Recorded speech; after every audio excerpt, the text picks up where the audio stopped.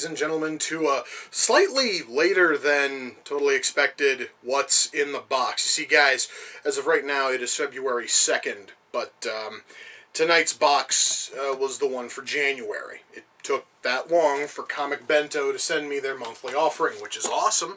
I'm still totally psyched to have it because Comic Bento is usually really good on this, but they're also usually a bit more prompt with it. It seems kind of weird that I had to wait until February to get January's box, but oh well, I'm not going to complain much. In fact, that's probably about all the complaining I'm going to do on it. Really should have cut this shit before I started filming. Oh yes, I forgot. It's right here. Okay, come on. And get this last bit right here. Really, I should have slit that tape before I even started, you know. I don't remember the theme to this. I honest to God don't. I have no idea at all. Now I gotta try to pull everything out and not see what's in here while I cut through the bag. You know, I understand, Bento, that you want to make sure that the books aren't damaged and all that shit, but it kind of makes filming these sorts of things a bit of a pain. Alright, so, still not trying to look at the books. Come on. Set those down. God, it feels so weird not being able to look down yet. Well, let me, see what was, oh yeah, the, theme. Yeah, I've got everything that doesn't spoil covered. The theme is called it's called the Gray Area. Yeah, kind of wondered about that. Sounded so painfully vague. Let's see what we got here. On top is a book from novelist Janet. That's Janet Ivanovich. I actually have heard of Janet fucking Ivanovich because my mom used to read the novels that she wrote.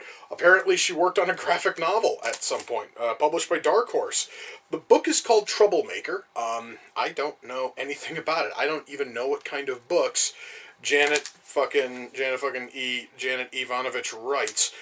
But now I have a chance to find out. It's a nice hardcover book. That's totally cool. Yeah, probably gonna have to give that a read at some point. By the way, I really haven't had time to read a lot of the other shit that Comic Bento has sent in. I did get a chance though to read Contest of Champions. Yeah, not that good. And I have a coworker who also gets Comic Bento, and last month I got that Captain America Golden Age collection, and the book he got was a Golden Age. It was a Golden Age Avengers book, and he said he was just going to give it to me because he had no interest in reading it. So, looking forward to that. Now, next one up is Superior Iron Man Volume 1. This probably isn't a big secret. Not the biggest Iron Man fan out there. I don't know a thing about Superior Iron Man. I know that I got a friend who's like a die-hard Iron Man fan. I think even he was telling me that this book was kind of shit. I think. It's been a while since I talked to him about anything involving Iron Man. So, probably going to have to ask him about it. This collects Superior Iron Man issues 1 through 5, so even if it sucks, I can probably just mail it out to him if he wants it. Anyway, that's totally that.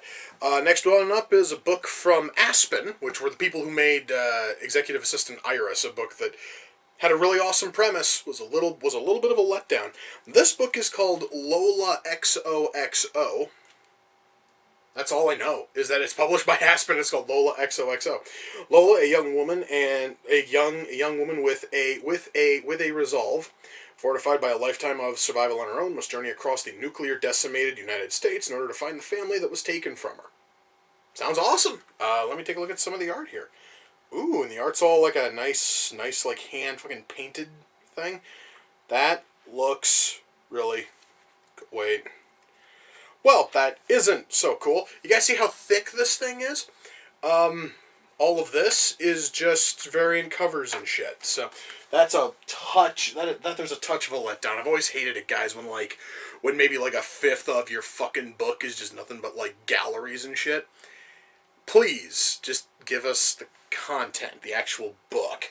Finally, from Valiant Comics, I have noticed that they do regularly send Valiant stuff in. I still have to read like the other, like, the last couple that they've sent in.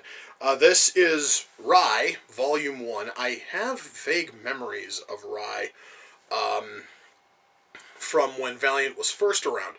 Rye was, well, it actually says right here at the top, welcome to new, it's called Welcome to New Japan, which, I think this was part of their line of future characters, and that Rye is like a descendant of, well, just looking at how he looks, I want to say he's like a descendant of Bloodshot. I could be totally wrong on that.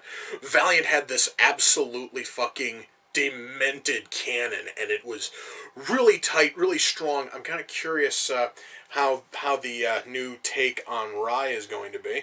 This one also has a lot of hand-painted art. In fact, the hand-painted art in here is even cleaner than what was in Lola there, but still. This covers, what, first 4 issues. Alright, awesome. So that means now I can read another book from Valiant when I get the chance to. Ultimately, guys, this box, well, first of all, the theme, just the actual name of the theme was kind of shit. I'm just going to say that right now. Because guess what, guys? The fucking gray area, that basically, to me, was just shorthand for them to go, yeah, fuck you, we're just going to just randomly dump a bunch of shit in a box. And looking at these books, without having any real knowledge of what's inside them, I really don't see, like, a general theme that carries over. Now, mind you, that honestly is not a terrible thing. It's just, you know, when you start with a premise of you're going to make your stuff themed, it helps if you stick with if you actually have themes that you can stick with. Now, with that in mind, see here, what do we got here? $18, $20. You know what? Do we have anything that's just like $25? We have 15, 10. So you know what? If I were to just go like this, these 2 books alone cover the cost of the box, and you have $5 extra. So that means everything else here is bonus. And the fact that they once more sent a really awesome hard cover book, that's awesome. That is great. Yeah, I'm definitely going to be giving these things a read. The only one I'm a little bit iffy on, and again, it's just because of my general dislike of the character, has got to be the Iron Man book.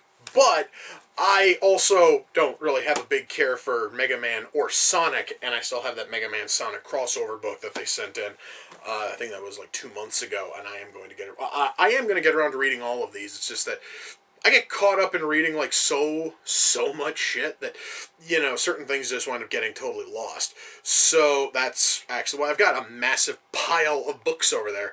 All of them sent in from Comic Bento that I still haven't had a chance to read yet. Well, that and I buy trades on my own, such as Bone or the first couple of New 52 Batman trades, and I still need to get through those also. So it's like I just basically pile everything onto me. So that's why I can't tell you much about these books. Probably not until like months after I get them. But still, that honestly is just me whinging on about nothing. Would I be able to recommend Bento still with this box? Well, yeah, because you're spending $25, you're getting about $50 worth of trades. That is amazing. And as for the other box that I had a plan with, or rather that I was getting like review copies of. I haven't heard back from Blind Box Comics since I put up that first video. I don't know if maybe they canceled it because they didn't like me pointing out that their pricing is a little bit wonky. I really don't know. Frankly, I don't know, and I don't care. Fact of the matter is, I gotta get this video uploaded, and probably going to get a little bit of reading done. Lord knows I got tons of shit here that I can totally read. So with that, we come to the close of this installment of What's in the Box. Until next time, ladies and gentlemen, take care, and I will see you all in the near future. Peace.